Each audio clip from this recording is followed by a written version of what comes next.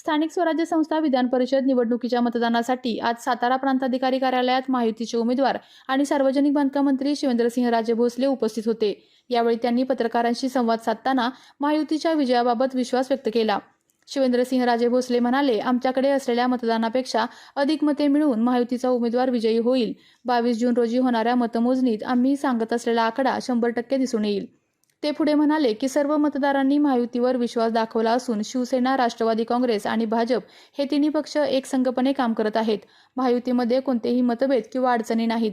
शंभूराज देसाई, मकरंद पाटील, उदयसिंहराजे भोसले, जयकुमार गोरे, संजीवराजे नाईक निंबाळकर यांच्यासह जिल्ह्यातील सर्व नेते एकत्रितपणे निवडणुकीची प्रक्रिया पार पाडत आहेत, असे देखील त्यांनी सांगितले।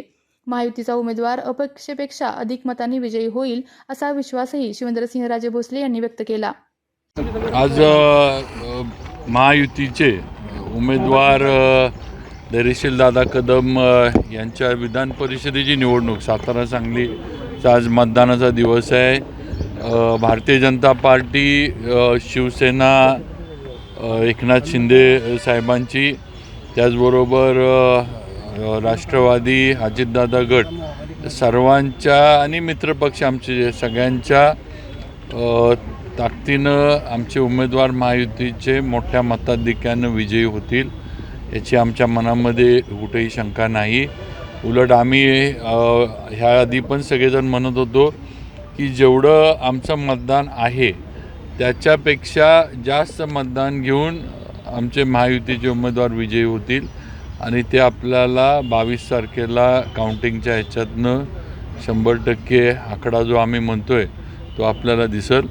सर्व मतदारांनी हे महायुतीवर विश्वास ठेवला आहे। सगळेजण आम्ही एक संघ आहोत। सेना, राष्ट्रवादी आणि भाजप एकत्र आहोत, त्यात कुठलेही मतभेद किंवा कुठलीही अडचण नाही। शंभूराजे असतील, मकरंदाबा असतील, मी, उदयन महाराज, त्याचबरोबर जया भाऊ, असे आम्ही सर्व जिल्ह्यातले, संजीवराजेसुद्धा, असे सर्व जिल्ह्यातले मिळून आम्ही मतदानाची आजची प्रक्रिया पार पाडतो। आपल्या तालुक्यातील जिल्ह्यातील बातम्या सर्वप्रथम पाहण्यासाठी आजच सातारा न्यूजला YouTube चॅनलवर सबस्क्राईब करा, लाईक करा, शेअर करा आणि बेल आयकॉन प्रेस करायला विसरू नका।